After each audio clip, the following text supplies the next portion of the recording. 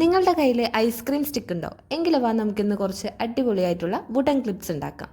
അതിനായിട്ട് 4 ഐസ്ക്രീം സ്റ്റിക്കുകൾ എടുക്കുക. ഞാൻ ഇത് ഷോപ്പിൽ നിന്ന് വാങ്ങിയത് കൊണ്ട് കളേർഡ് ആണ്. നിങ്ങളുടെ നോർമലായിട്ടുള്ള ഐസ്ക്രീം സ്റ്റിക്ക് തന്നെ മതി.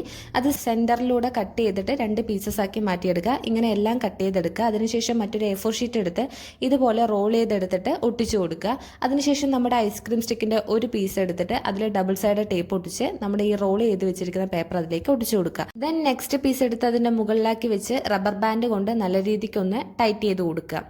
ഇങ്ങനെ 4 കളറിലുള്ള ക്ലിപ്സ് ഞാൻ ഉണ്ടാക്കിയെടുത്തിട്ടുണ്ട്. അതിനുശേഷം ഇതുപോലെ പ്രസ് ചെയ്ത് നോക്കുക.